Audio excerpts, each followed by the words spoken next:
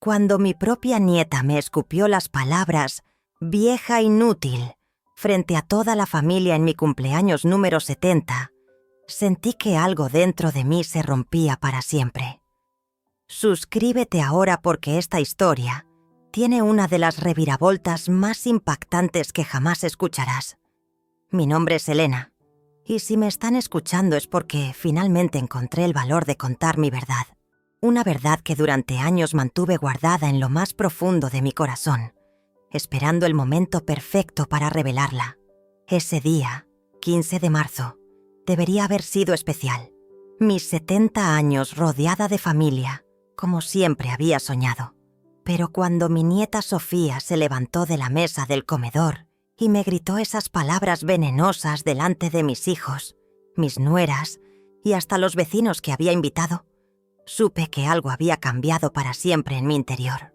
«Eres una vieja inútil, abuela. Solo nos das problemas y gastos. Deberías estar agradecida de que aún te soportemos en esta casa». Las palabras salieron de su boca como dagas afiladas, y yo, como siempre, bajé la cabeza y me quedé callada. Durante años había aprendido que era mejor no responder, no crear conflictos, mantener la paz familiar a costa de mi propia dignidad. Pero lo que yo no sabía, lo que nadie en esa mesa sabía, era que mi esposo Carlos había estado parado detrás de la puerta de la cocina durante los últimos 10 minutos, escuchando cada palabra, cada insulto, cada momento de humillación que su nieta adorada me había infligido. Vi cómo sus ojos se llenaron de una furia que no había visto en sus 45 años de matrimonio. Sin decir una palabra, se acercó a mí con pasos lentos pero decididos. Todos en la mesa se quedaron en silencio, esperando tal vez que él también me regañara por haber causado problemas en mi propio cumpleaños. En lugar de eso, Carlos metió su mano en el bolsillo interno de su chaqueta y sacó algo que hizo que mi corazón se detuviera por completo. Una llave dorada antigua y un sobre sellado que reconocí inmediatamente. «Elena», me dijo con voz firme, «creo que es hora de que sepas la verdad sobre lo que realmente te pertenece». Cuando tomé esa llave entre mis manos temblorosas y vi el testamento que había estado guardando en secreto durante más de 2 años, supe que mi vida estaba a punto de cambiar de una manera que nadie en esa mesa podría haber imaginado jamás. Pero antes de continuar con lo que pasó después, déjenme explicarles cómo llegué a ese momento de humillación y cómo una simple llave y un pedazo de papel estaban a punto de convertirme en la mujer más poderosa de mi familia. Esa llave pesaba más que cualquier objeto que hubiera sostenido en mi vida. No era solo metal dorado. Era el peso de décadas de secretos, de sacrificios silenciosos y de una verdad que estaba a punto de explotar como una bomba en medio de mi familia. El sobre que Carlos había guardado durante tanto tiempo contenía documentos que yo creía perdidos para siempre. Mientras mis dedos temblaban al abrirlo, pude sentir cómo todos los ojos de la mesa se fijaban en nosotros, especialmente los de Sofía, quien había pasado de la arrogancia al desconcierto en cuestión de segundos. «Abuela, ¿qué es eso?», preguntó con una voz mucho más pequeña que la que había usado para insultarme minutos antes. Carlos se posicionó detrás de mi silla como un guardián protector y respondió por mí. «Es algo que debería haber salido a la luz hace mucho tiempo, pero tu abuela siempre prefirió mantenerse en las sombras para que ustedes pudieran brillar. El testamento tenía fecha de hace 3 años. Era de mi hermana mayor, Esperanza, quien había muerto sin hijos y aparentemente sin herederos conocidos. O al menos, eso era lo que toda la familia creía. Pero mientras leía las primeras líneas del documento, mi corazón comenzó a latir tan fuerte que pensé que todos lo escucharían.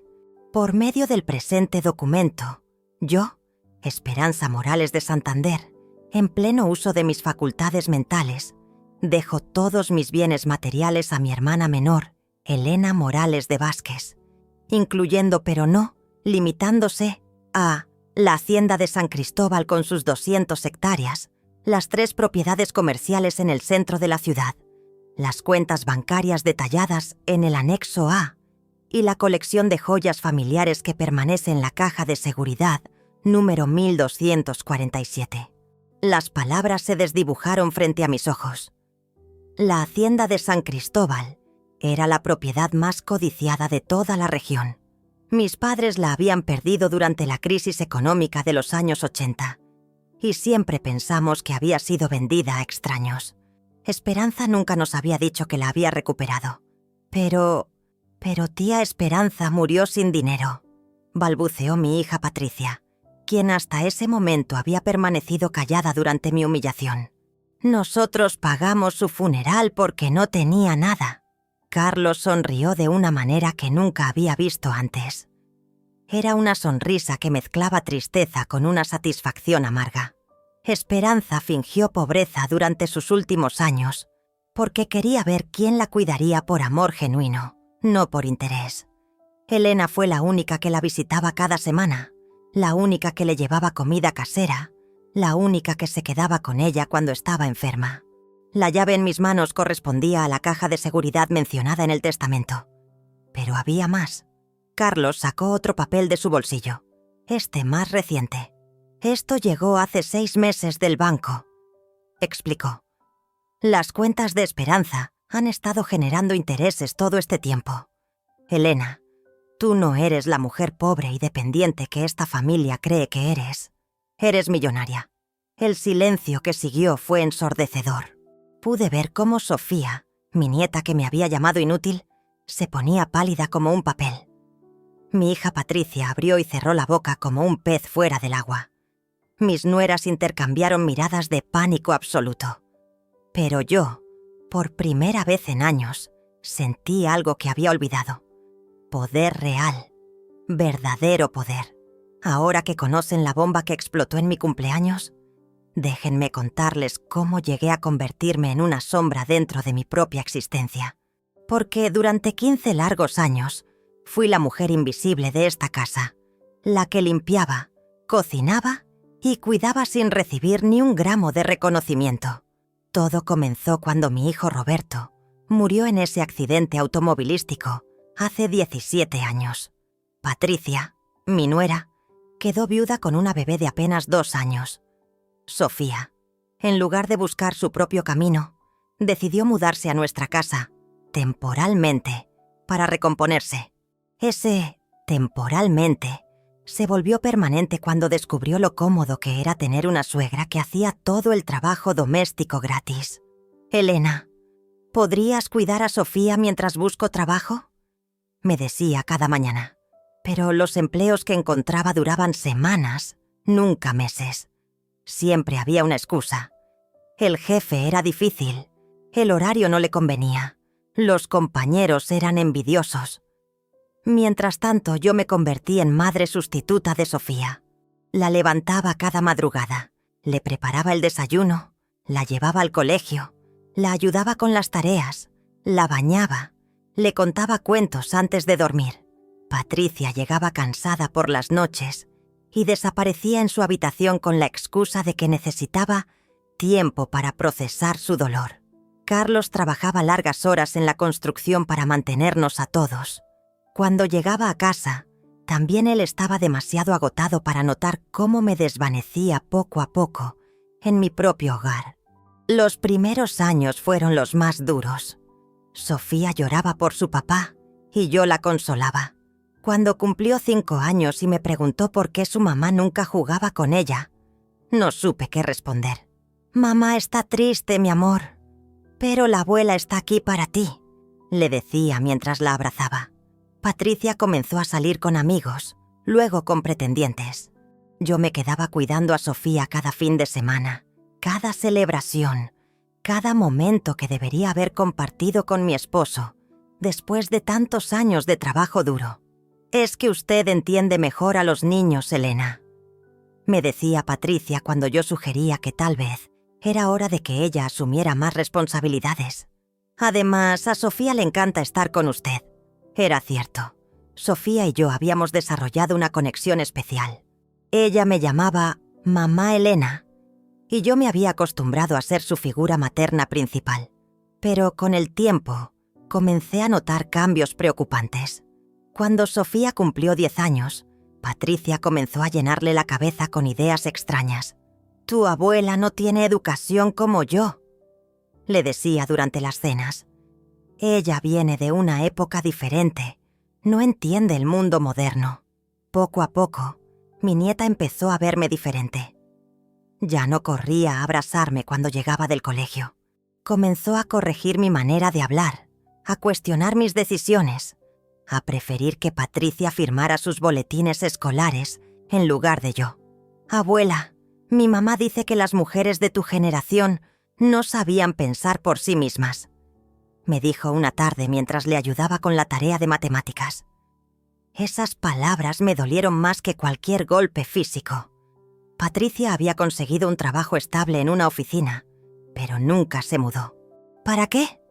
Aquí estamos cómodas y usted tiene ayuda con los quehaceres», argumentaba cuando Carlos sugería que ya era hora de que buscara su propio lugar. Yo me volví la empleada doméstica gratuita de mi propia casa.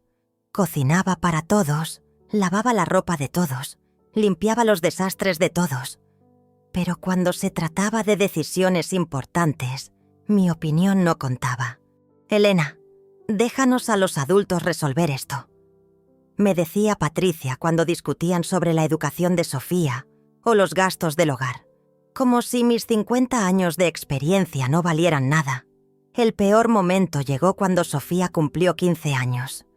Patricia organizó una fiesta enorme sin consultarme, usando el dinero que Carlos había ahorrado para arreglar el techo que goteaba. Cuando protesté, Sofía me gritó por primera vez: «Tú no decides nada aquí, abuela. Esta es la casa de mi mamá, ahora». Esa noche lloré en silencio mientras Carlos roncaba a mi lado, exhausto después de otro día de trabajo doble para mantener a una familia que ya no me respetaba. Pero lo que ninguna de ellas sabía era que yo había estado guardando un secreto que cambiaría todo. Lo que descubrí 3 meses antes de mi cumpleaños me destrozó el alma, pero también me abrió los ojos de una manera que jamás esperé. A veces las traiciones más profundas vienen de quienes más amamos, y yo estaba a punto de vivir esa lección de la forma más cruel posible. Todo comenzó con una conversación telefónica que no debería haber escuchado. Era un martes por la tarde. Yo regresaba del mercado con las compras cuando oí la voz de Patricia hablando en susurros desde la cocina. Su tono era diferente, conspirativo, y algo en mi instinto me hizo detenerme antes de entrar. «Sí, doctora Ramírez, ya hemos tomado la decisión», decía mientras yo permanecía inmóvil detrás de la puerta. «Mi suegra tiene 70 años y está comenzando a ser una carga muy pesada para nosotros. Necesitamos internarla cuanto antes». Sentí como si un rayo hubiera atravesado mi pecho. Hogar geriátrico. ¿Yo? ¿Una carga? Mis manos temblaron tanto que casi dejó caer las bolsas del supermercado. «No, no está enferma», continuó Patricia, «pero es muy testaruda y siempre quiere opinar sobre cómo criamos a mi hija. Además, Carlos está envejeciendo y necesita descansar, no cuidar de una anciana caprichosa». Cada palabra era una puñalada directa a mi corazón. Anciana caprichosa. Después de 15 años dedicados a cuidar a su hija, después de sacrificar mi propia vida para que ella pudiera rehacer la suya, así me pagaba. «Sofía también está de acuerdo», agregó Patricia, y esa revelación me hizo tambalear. Ella dice que la abuela ya no entiende los tiempos modernos y que sería mejor que viviera con gente de su propia edad. Logré llegar a mi habitación sin ser detectada, pero ya no podía contener las lágrimas. Mi propia nieta, la niña que había criado como si fuera mi hija, estaba conspirando para deshacerse de mí. Durante las siguientes semanas, comencé a notar cosas que antes pasaba por alto. Patricia revisaba constantemente folletos de residencias geriátricas que escondía bajo las revistas de la mesa del café. Sofía había comenzado a grabar videos de momentos donde yo supuestamente mostraba confusión o mal carácter. Un día, mientras organizaba el closet de Patricia buscando ropa para lavar, encontré una carpeta etiquetada como Proceso de internación. Dentro había formularios completados con mi información personal, evaluaciones médicas falsificadas y hasta una declaración firmada por Patricia donde afirmaba que yo sufría de demencia senil progresiva.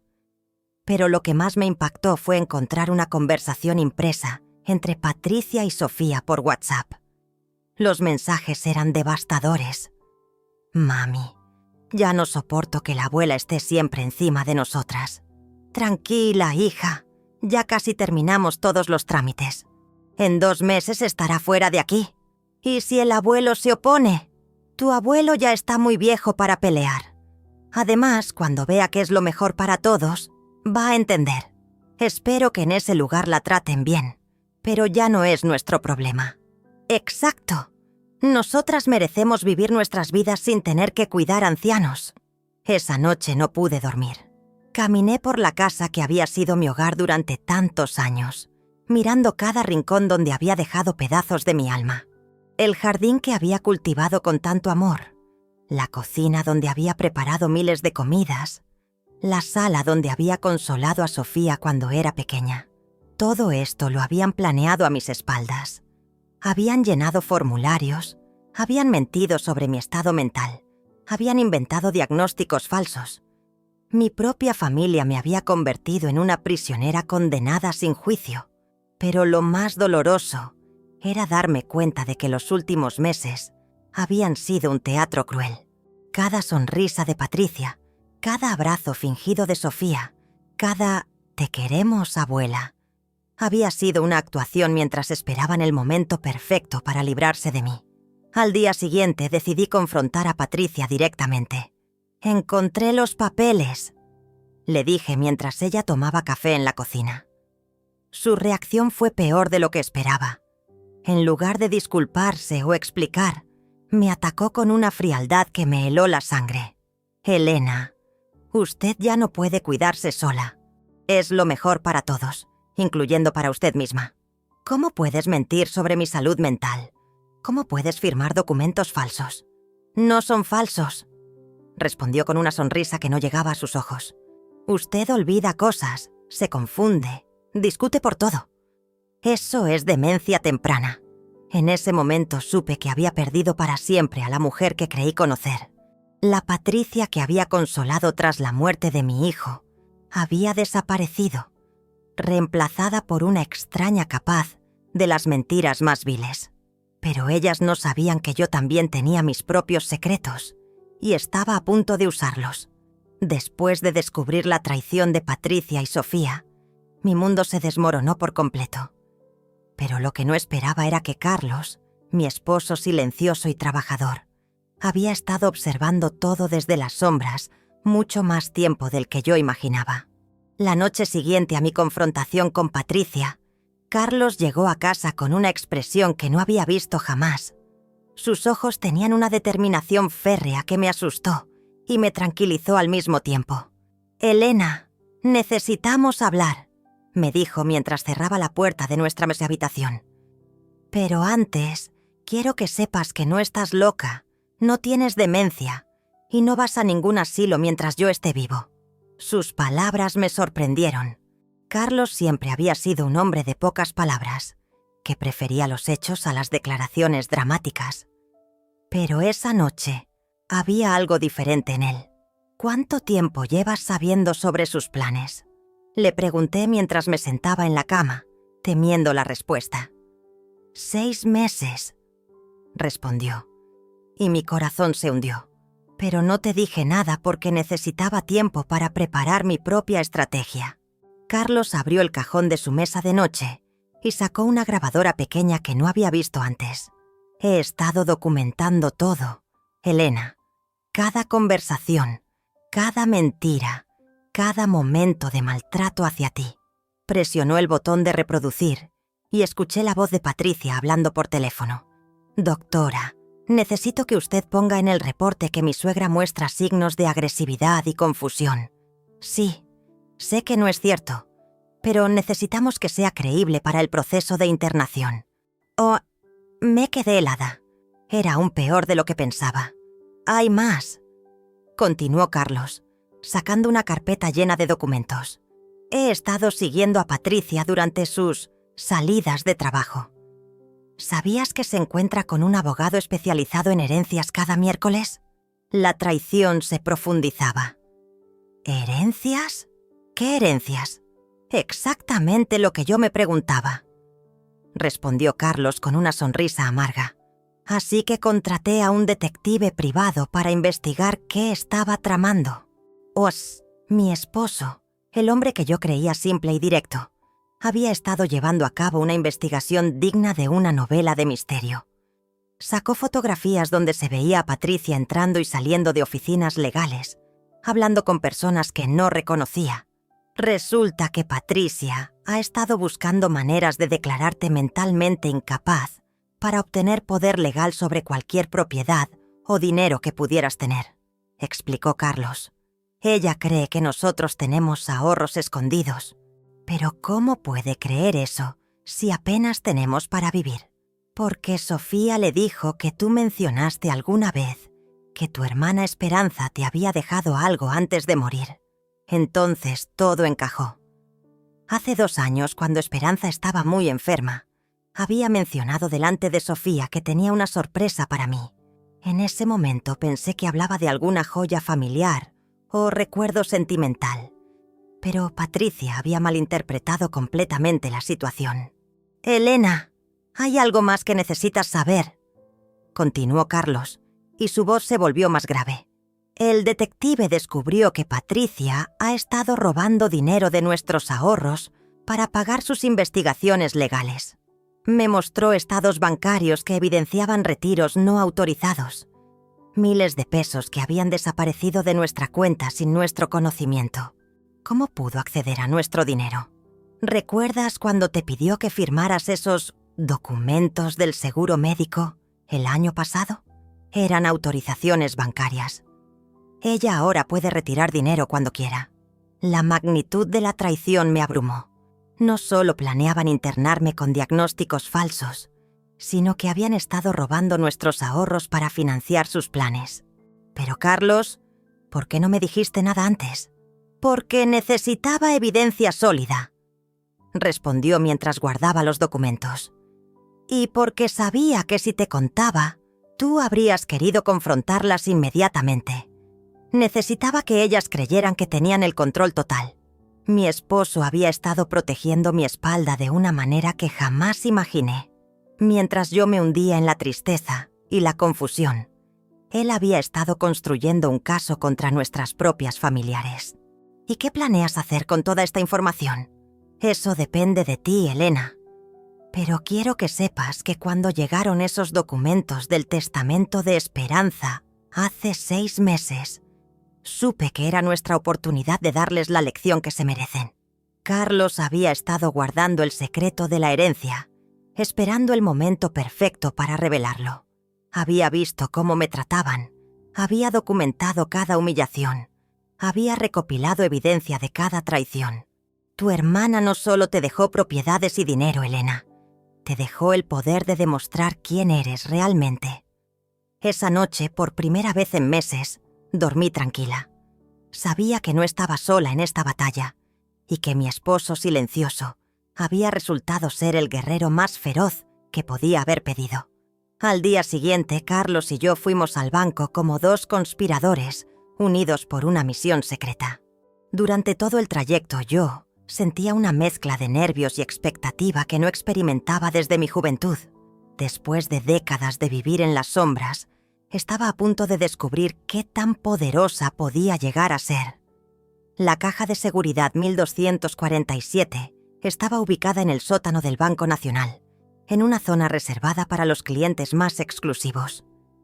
El gerente, un hombre elegante llamado señor Mendoza, nos recibió con una deferencia que me desconcertó. «Señora Vázquez, lamento mucho que haya tardado tanto en venir», nos dijo mientras nos guiaba por pasillos que parecían sacados de una película. Su hermana dejó instrucciones muy específicas sobre su herencia. Cuando la pesada puerta de acero se abrió, me quedé sin respiración. La caja de seguridad no era pequeña como había imaginado, sino una habitación completa llena de documentos, fotografías y objetos que reconocí de nuestra infancia. Esperanza quería que usted supiera toda la verdad sobre el patrimonio familiar, explicó el señor Mendoza, mientras nos entregaba una carta sellada con mi nombre. Ella pasó los últimos 10 años de su vida recuperando todo lo que nuestra familia había perdido. Mis manos temblaron al abrir la carta. La letra de Esperanza era clara y decidida, muy diferente a la mujer frágil que había visitado en el hospital. Mi querida Elena, si estás leyendo esto, significa que finalmente has encontrado el valor de reclamar lo que siempre te perteneció. Durante años te vi sacrificarte por otros, volviéndote invisible para que ellos brillaran. Pero llegó el momento de que recuperes tu lugar en el mundo. La carta continuaba explicando cómo Esperanza había usado su inteligencia para los negocios y su determinación para recuperar la hacienda familiar. Había trabajado incansablemente, invirtiendo en bienes raíces y negocios, acumulando riqueza mientras mantenía una fachada de pobreza. No quería que la familia supiera sobre mi fortuna, porque necesitaba saber quién me amaría sin interés económico. Tú fuiste la única que me visitó cuando creían que no tenía nada que ofrecer. El señor Mendoza nos mostró los documentos de propiedad de la hacienda San Cristóbal. 200 hectáreas de tierra fértil, que ahora valían una fortuna debido al desarrollo urbano de la región. Pero eso era solo el comienzo. Su hermana también poseía 3 edificios comerciales en el centro histórico. Continuó explicando mientras revisábamos los papeles. Están completamente alquilados y generan ingresos mensuales considerables. Carlos tomó mi mano cuando vio los estados de cuenta bancarios. Las cifras eran tan altas que tuve que leerlas 3 veces para asegurarme de que no estaba alucinando. Además, agregó el gerente, tenemos una colección de joyas familiares que han sido tasadas por expertos. Algunas piezas datan del siglo XVIII y tienen un valor histórico considerable. Me mostró un collar de esmeraldas que había pertenecido a mi bisabuela, aretes de diamantes que recordaba haber visto en fotografías antiguas, y una tiara que había sido parte de la dote de una tía abuela que se casó con un terrateniente importante. ¿Cómo logró Esperanza recuperar todo esto? Pregunté, aún abrumada por la magnitud de la herencia. Su hermana tenía una mente brillante para los negocios, respondió el señor Mendoza. Comenzó trabajando como contadora, pero gradualmente fue invirtiendo en propiedades cuando los precios estaban bajos. También prestaba dinero a tasas ventajosas y siempre reinvertía las ganancias. Había otra carta, esta más personal, donde Esperanza explicaba sus motivaciones más profundas. Elena, durante años observé cómo tu bondad era interpretada como debilidad, cómo tu generosidad era vista como obligación, cómo tu amor incondicional era tomado como algo garantizado. Esta herencia no es solo dinero y propiedades, es tu libertad. Las lágrimas corrieron por mis mejillas mientras leía sus palabras finales.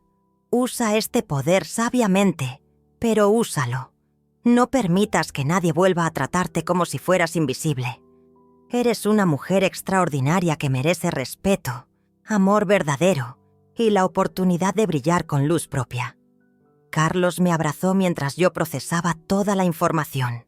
Durante años había creído que era una carga, una anciana inútil que dependía de la caridad de su familia. Pero en realidad era una de las mujeres más adineradas de la ciudad. Señora Vázquez, dijo el gerente, hay algo más que debe saber. Su hermana dejó instrucciones específicas sobre cómo manejar esta herencia. Sugirió que esperara hasta estar absolutamente segura de quién la merece antes de revelar su verdadera situación económica.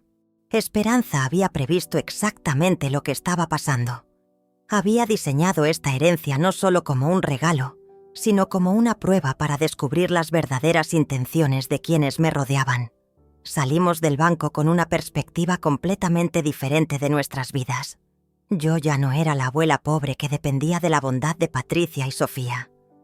Era una mujer con recursos suficientes para cambiar el destino de toda mi familia. Pero primero, tenía que decidir quién se merecía compartir ese destino conmigo. Esa noche, Por primera vez en años, me miré al espejo sin bajar la cabeza. La mujer que me devolvía la mirada ya no era la misma que había estado mendigando amor y respeto en su propia casa. Era Elena Morales de Vázquez, heredera de una fortuna que había permanecido oculta durante demasiado tiempo. Pero el verdadero cambio no estaba en los números de mis cuentas bancarias. Estaba en algo mucho más profundo. Había recuperado mi dignidad y con ella una fuerza que no sabía que aún poseía. Durante las siguientes semanas decidí hacer un experimento. Quería ver hasta dónde llegaba la crueldad de Patricia y Sofía cuando creían que yo no tenía ningún poder para defenderme. Comencé a fingir pequeños olvidos, dejando que creyeran que su diagnóstico falso de demencia tenía algo de verdad. Simulé confusión con las fechas, con los nombres, con tareas sencillas. Cada reacción suya me confirmaba lo que ya sabía. Estaban acelerando el proceso para internarme. «Mira, Sofía», le decía Patricia a mi nieta cuando pensaban que yo no podía escucharlas. «Cada día está peor. Ayer se olvidó de cómo encender la estufa». «Pobrecita», respondía Sofía con una falsedad que me revolvía el estómago. «Pero, mamá, ¿no será mejor que esté en un lugar donde la cuiden profesionalmente?» Sus actuaciones me daban náuseas, pero también me proporcionaban información valiosa. Descubrí que habían fijado una fecha límite. Querían que yo estuviera fuera de la casa antes del Día de las Madres, porque Patricia había planeado organizar una gran celebración para lucirse ante sus amigas. Una tarde, mientras fingía dormir en mi sillón favorito, escuché una conversación telefónica de Patricia que me heló la sangre.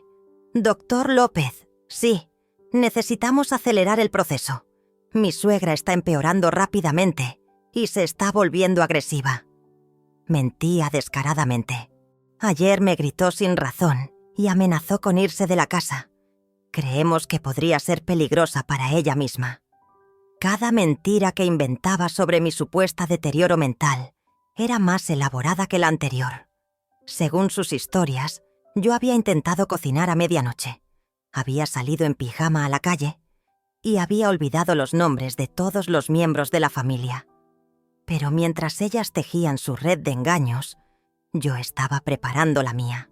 Con la ayuda de Carlos, comencé a reorganizar mi vida de una manera que nunca hubiera imaginado posible. Primero, contraté discretamente a una empresa de limpieza para que viniera 3 veces por semana. Cuando Patricia preguntó por qué la casa estaba más limpia de lo usual, le dije que me había esforzado más para no ser una carga. Luego comencé a comprar ingredientes de mejor calidad para cocinar. Cuando notaron que la comida había mejorado, expliqué que había encontrado ofertas especiales en el mercado. Poco a poco, fui introduciendo pequeños lujos en nuestras vidas diarias, sin revelar su verdadera fuente. Quería ver si la mejora en su calidad de vida cambiaría su actitud hacia mí. No cambió nada. De hecho, lo interpretaron como confirmación de que yo estaba gastando de más, debido a mi supuesta confusión mental. «Elena, ¿por qué compraste salmón? Sabes que no tenemos dinero para esos caprichos». Me regañó Patricia cuando descubrió mi compra. «Esto confirma que ya no tienes juicio para manejar dinero». Cada acusación me dolía, pero también me fortalecía. Estaba viendo la verdadera naturaleza de las personas que había amado incondicionalmente durante tantos años. El momento decisivo llegó cuando encontré a Sofía revisando mis cajones personales. La descubrí buscando entre mis documentos, claramente esperando encontrar información sobre supuestos ahorros o propiedades. «¿Qué estás buscando, mi amor?», le pregunté con la voz más dulce que pude fingir. «Nada, abuela. Solo quería ayudarte a organizar tus cosas», balbuceó mientras cerraba rápidamente el cajón. Esa noche Carlos me encontró llorando en el jardín. Pero no eran lágrimas de tristeza, eran lágrimas de liberación. «Ya no puedo seguir pretendiendo que esto me duele», le dije. «Sí me duele, pero también me ha librado de una ilusión que me mantenía prisionera». «¿Qué ilusión?», me preguntó mientras me abrazaba. La ilusión de que el amor incondicional siempre es correspondido. La ilusión de que si soy lo suficientemente buena, lo suficientemente sacrificada, lo suficientemente invisible, la gente me va a valorar. Carlos asintió con comprensión. ¿Estás lista para mostrarles quién eres realmente? Más que lista, respondí con una sonrisa que me salió del alma. Estoy emocionada. Por primera vez en décadas, me sentía completamente viva. Ya no era la víctima de esta historia. Era la protagonista de mi propia revolución personal. Y mi revolución estaba a punto de comenzar. Los días previos a mi cumpleaños se convirtieron en los más intensos de mi vida. Mientras Patricia y Sofía aceleraban sus planes para deshacerse de mí, yo orquestaba silenciosamente la revelación que cambiaría nuestras vidas para siempre. Carlos y yo nos habíamos convertido en una dupla perfecta de espías domésticos. Durante las mañanas, cuando ellas creían que yo dormía, nos reuníamos en el jardín para revisar nuestros hallazgos y planificar los siguientes pasos. Ayer Patricia llamó al Hogar San Rafael. Me informó Carlos mientras regaba las plantas para disimular nuestra conversación. Confirmaron una cama disponible para el próximo miércoles. Planean llevarte 3 días después de tu cumpleaños. La frialdad de sus planes me impresionaba. Habían calculado todo con precisión matemática. Celebrar mi cumpleaños para quedar bien ante los vecinos y luego eliminarme de sus vidas como quien descarta un mueble viejo. Decidí acelerar mi propia estrategia. Contacté al abogado de Esperanza, el licenciado Martínez, quien había manejado discretamente todos los asuntos de la herencia. Era un hombre mayor, con experiencia en casos familiares complicados, y cuando le expliqué la situación, su indignación fue genuina. Señora Elena, lo que están intentando hacer constituye abuso hacia adultos mayores y fraude legal, me explicó durante una reunión secreta en su oficina. Los documentos médicos falsificados son un delito grave. Le entregué todas las grabaciones que Carlos había recopilado, los papeles que Patricia había falsificado y las pruebas de los retiros bancarios no autorizados. El licenciado revisó cada documento con la meticulosidad de un detective. Tenemos suficiente evidencia para proceder legalmente contra ellas, concluyó. Pero entiendo que usted prefiere manejar esto de manera privada primero. Quiero darles una oportunidad de reconocer sus errores, le expliqué. Si después de conocer la verdad siguen con sus planes, entonces procederemos con las demandas. El abogado preparó todos los documentos necesarios, copias certificadas del testamento, estados de cuenta actualizados, títulos de propiedad y un informe completo sobre el valor real de la herencia. También redactó cartas de cese y desista para detener cualquier proceso legal fraudulento que hubieran iniciado. Mientras tanto, decidí hacer algunos cambios sutiles en la casa que servirían como pistas de lo que estaba por venir. Reemplacé discretamente algunas fotografías familiares por imágenes donde Esperanza y yo aparecíamos juntas durante nuestros encuentros semanales. También comencé a usar algunas de las joyas menos llamativas de la herencia. Un anillo modesto aquí, unos aretes discretos allá. Cuando Patricia preguntó sobre ellos, le dije que los había encontrado en una caja vieja de recuerdos. «Abuela, ¿de dónde sacaste esos aretes?», me preguntó Sofía durante la cena, con un tono que mezclaba curiosidad y sospecha. «Eran de tu tía bisabuela Esperanza», respondí con total honestidad. Me los dejó como recuerdo. La mención de Esperanza siempre las ponía nerviosas. Sabían que habíamos sido cercanas, pero nunca imaginaron hasta qué punto. El sábado antes de mi cumpleaños, decidí hacer un ensayo general de mi gran revelación. Invité a almorzar a mi vecina Carmen, una mujer inteligente que siempre había sospechado que algo extraño ocurría en nuestra casa. Durante la comida permití que Carmen presenciara cómo Patricia y Sofía me trataban cuando creían que nadie las juzgaba. Sus comentarios despectivos, sus interrupciones constantes, su manera de hablarme como si fuera una niña problemática. Carmen se indignó tanto que tuvo que disculparse para ir al baño y recuperar la compostura. Cuando regresó me miró con una comprensión que me confortó. «Elena, no sé qué está pasando aquí, pero quiero que sepas que tienes mi apoyo incondicional», me susurró cuando se despidió. Tener a Carmen como testiga era importante. Ella podría corroborar el maltrato que había presenciado si algún día necesitáramos testimonios externos. La noche del domingo, Carlos y yo tuvimos nuestra última reunión de planificación. Habíamos decidido que mi cumpleaños sería el momento perfecto para la gran revelación, pero queríamos que el impacto fuera máximo. «¿Estás segura de que quieres hacer esto frente a toda la familia?», me preguntó Carlos, tomando mis manos entre las suyas. «Completamente segura», respondí sin dudar. «Durante años me humillaron en público. Es justo que conozcan la verdad de la misma manera. Habíamos invitado a toda la familia extendida. Mis hermanas menores que vivían en otras ciudades, algunos primos y varios vecinos cercanos.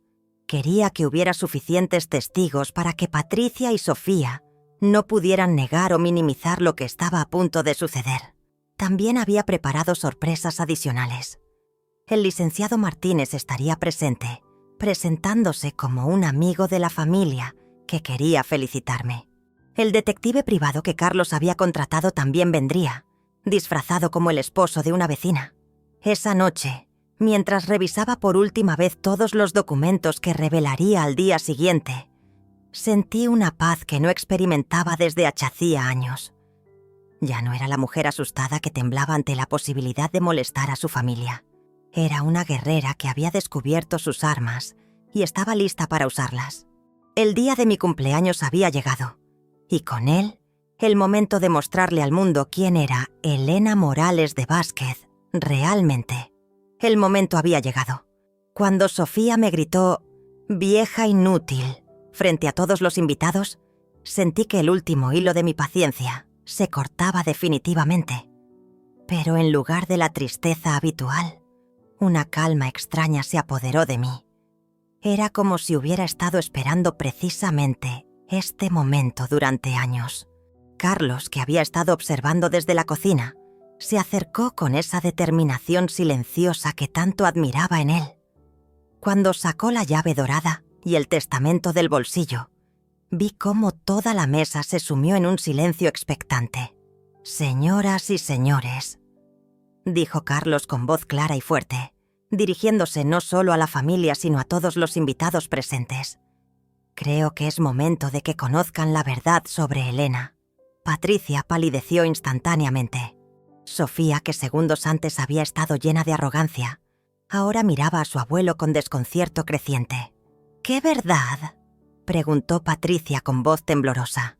Yo me levanté lentamente, sintiendo por primera vez en años que todos los ojos estaban sobre mí con respeto y curiosidad genuina. Tomé la llave entre mis manos y la sostuve en alto para que todos pudieran verla. «Esta llave», comencé con voz firme, «abre la caja de seguridad que contiene la herencia que mi hermana Esperanza me dejó hace 3 años». «¿Qué herencia?», balbuceó Sofía, su voz ahora pequeña y asustada. «La herencia que incluye la hacienda San Cristóbal con sus 200 hectáreas, 3 edificios comerciales en el centro de la ciudad y cuentas bancarias que me convierten en una de las mujeres más adineradas de esta región». El impacto de mis palabras fue inmediato. Patricia se aferró al borde de la mesa como si fuera a desmayarse. Sofía abrió y cerró la boca sin poder articular palabra alguna. Pero tú nunca dijiste nada», susurró Patricia. «Nunca dije nada porque quería ver quién me amaría cuando creyeran que no tenía nada que ofrecer», respondí, mirándola directamente a los ojos. Quería descubrir quién me respetaría por ser Elena, no por lo que pudiera darles. En ese momento, el licenciado Martínez, que había estado sentado discretamente entre los invitados, se levantó y se presentó oficialmente. «Señora Elena, ¿desea que proceda con la lectura oficial del testamento?», preguntó con solemnidad profesional. «Por favor», respondí, sintiendo cómo mi voz se fortalecía con cada palabra. Mientras el abogado leía los detalles de la herencia, pude ver cómo la realidad se desmoronaba ante los ojos de Patricia y Sofía. Las cifras eran tan altas que algunos invitados murmuraban entre ellos con asombro. Además, continuó el licenciado, tengo aquí documentos que evidencian intentos de fraude contra la señora Elena, incluyendo diagnósticos médicos falsificados y retiros bancarios no autorizados. Patricia se puso de pie bruscamente, derribando su silla. «¡Esto es mentira! Elena está enferma. Tiene demencia». «¿Demencia?», preguntó Carlos, sacando la grabadora que había estado usando durante meses. «Como la demencia de esta conversación». Presionó el botón de reproducir y la voz de Patricia llenó el comedor.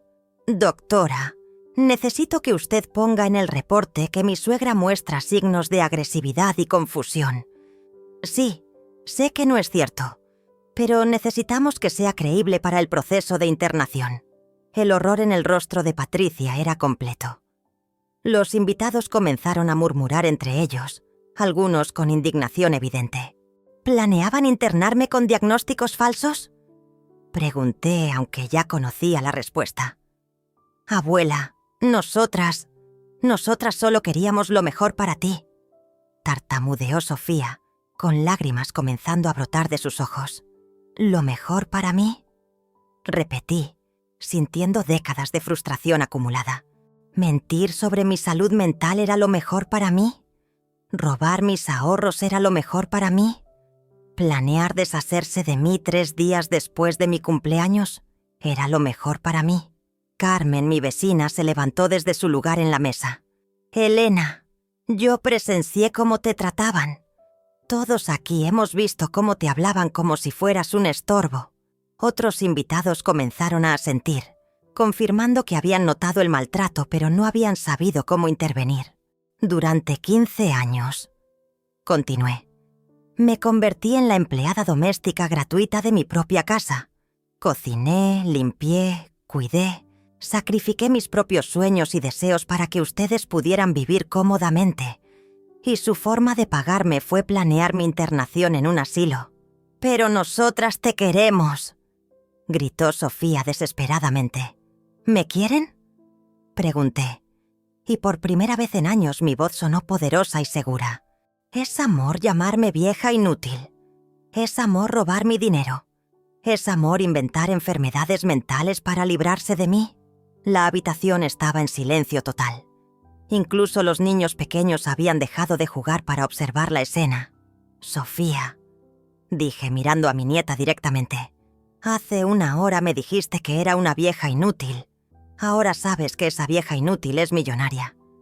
¿Cambió eso tu opinión sobre mí?». Sofía no pudo responder. Sus lágrimas habían aumentado, pero ya no eran de tristeza. Eran de desesperación al darse cuenta de lo que había perdido. «Patricia», me dirigí a mi nuera, «durante años me hiciste sentir como una carga. Hoy descubres que la carga era en realidad tu benefactora. ¿Cómo te sientes ahora?». El silencio de Patricia fue más elocuente que cualquier respuesta. En ese momento, supe que había recuperado no solo mi poder económico, sino algo mucho más valioso: mi dignidad, mi voz y mi lugar en el mundo. La verdad finalmente había salido a la luz, y yo ya no era la víctima de esta historia. Las horas siguientes a mi revelación fueron una tormenta emocional que transformó para siempre la dinámica de mi familia. Mientras los invitados se despedían con miradas que mezclaban asombro y respeto, Patricia y Sofía se quedaron sentadas en el comedor como estatuas de sal, procesando la magnitud de lo que acababan de perder. «Elena», murmuró Patricia después de que el último invitado se fue, «necesitamos hablar. ¿Ahora quieres hablar?», respondí, sintiendo una serenidad que no había experimentado en décadas. Cuando creías que era una anciana indefensa, no había nada que discutir. Ahora que sabes quién soy realmente, de repente necesitas conversar conmigo. Carlos recogió silenciosamente los platos de la mesa, pero permaneció cerca para apoyarme si lo necesitaba. El licenciado Martínez había dejado todos los documentos ordenados sobre la mesa del comedor antes de retirarse. «Abuela, por favor», imploró Sofía, acercándose a mí con una humildad que no había mostrado en años. Nosotras no sabíamos. Si hubiéramos sabido sobre la herencia.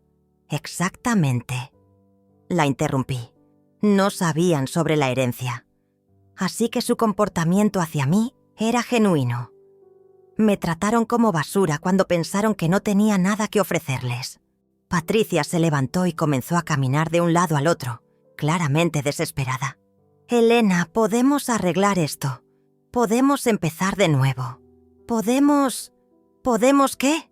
Pregunté, mi voz cortante como una navaja. ¿Podemos fingir que no intentaste hacerme internar con diagnósticos falsificados? ¿Podemos pretender que no robaste nuestros ahorros? ¿Podemos actuar como si no hubiera escuchado todas sus conversaciones, planificando deshacerse de mí? El silencio que siguió fue pesado como una losa. Sofía se dejó caer en una silla y comenzó a llorar. Pero ya no eran lágrimas de arrepentimiento genuino. Eran lágrimas de frustración por haber perdido una oportunidad de oro. ¿Sabes qué es lo más triste de todo esto? Continué, sintiendo décadas de dolor transformándose en claridad. Que durante años me pregunté qué había hecho mal para merecer su desprecio. Me culpé a mí misma por no ser lo suficientemente buena, lo suficientemente útil, lo suficientemente invisible para ganarme su amor. «Pero nosotras te queremos», gritó Sofía desesperadamente. «No», respondí con una firmeza que me sorprendió. «Ustedes querían a la mujer que las servía gratuitamente. Querían a la niñera gratis, a la cocinera sin sueldo, a la empleada doméstica que nunca se quejaba.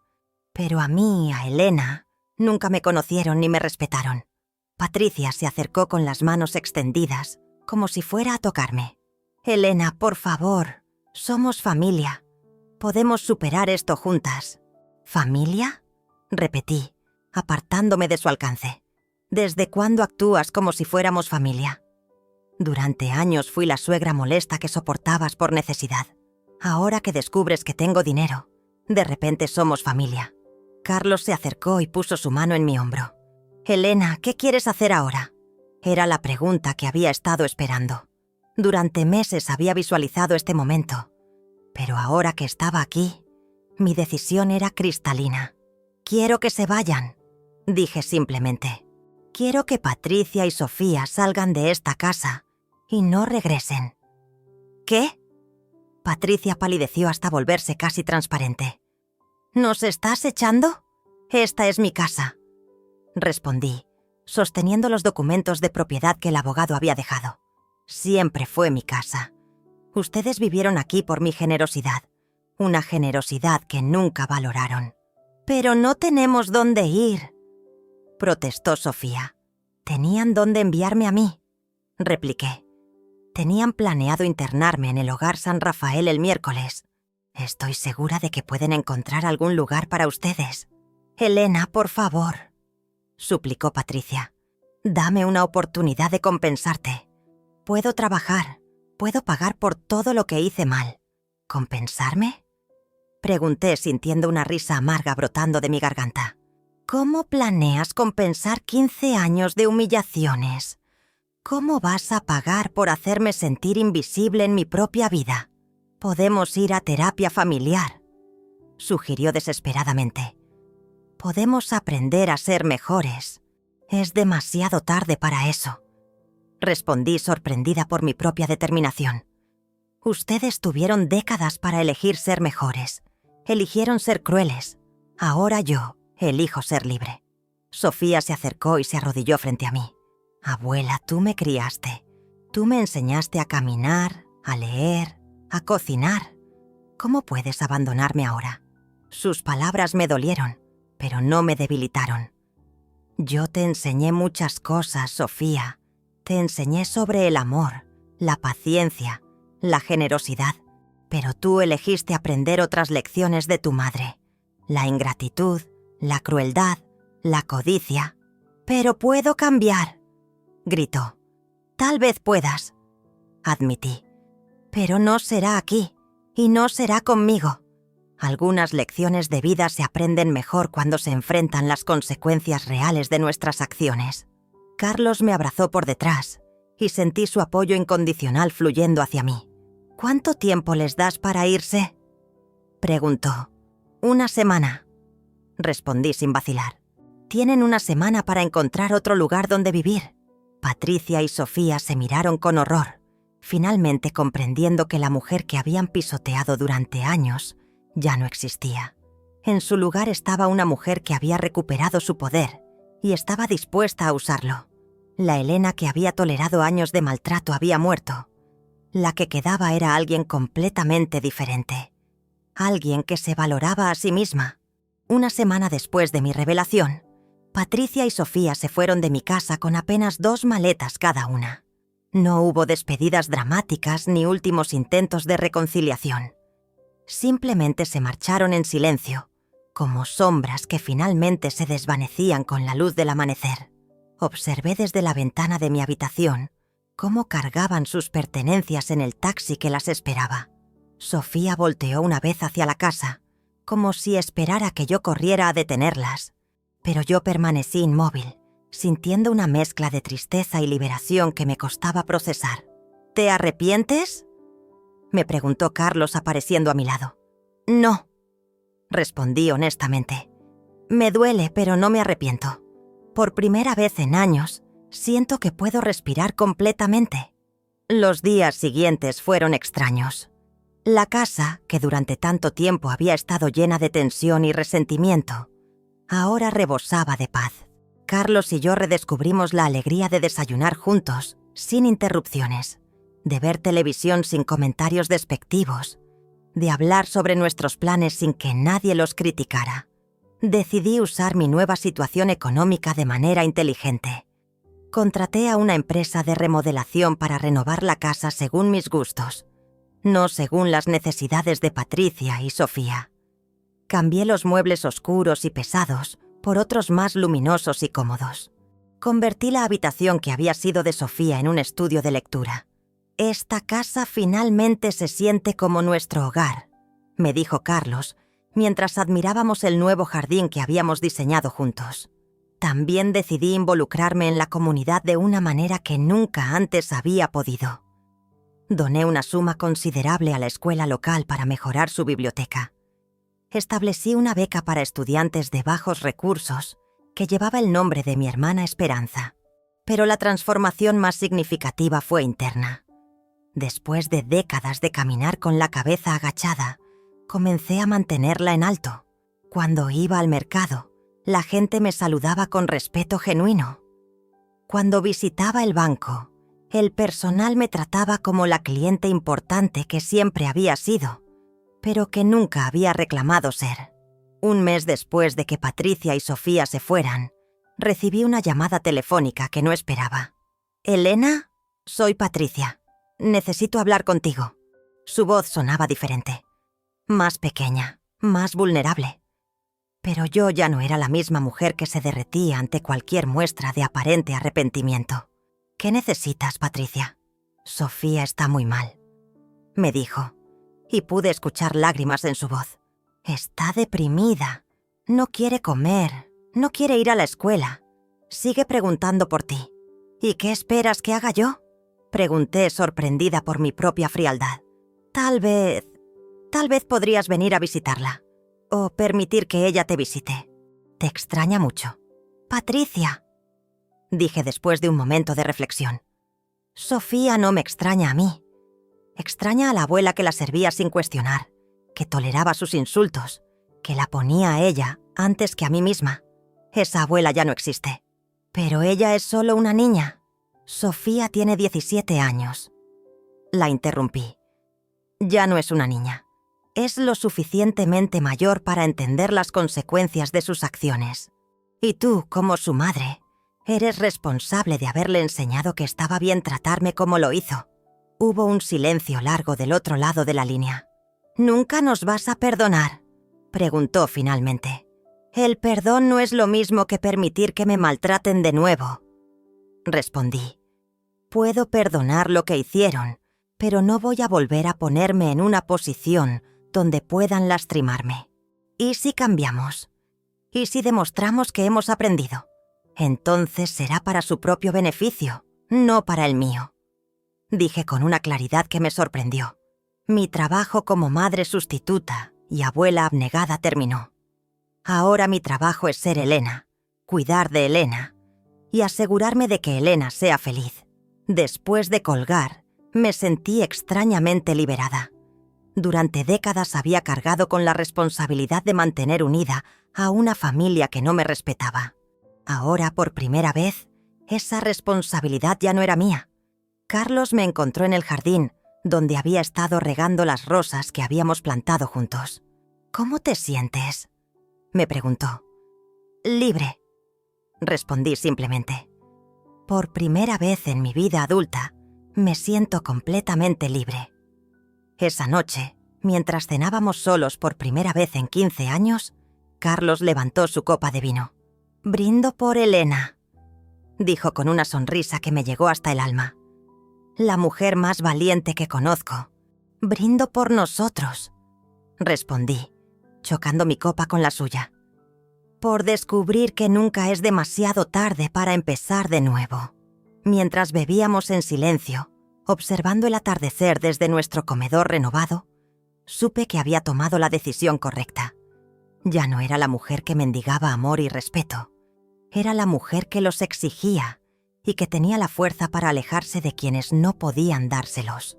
Mi nueva vida había comenzado, y esta vez yo era la protagonista indiscutible de mi propia historia. 6 meses después de mi transformación, mientras escribo estas líneas desde mi nuevo estudio, puedo afirmar que la vida me ha enseñado la lección más valiosa de todas, que el respeto hacia uno mismo es la base de toda felicidad verdadera. Esta mañana, mientras desayunaba en mi jardín renovado, recibí una visita inesperada.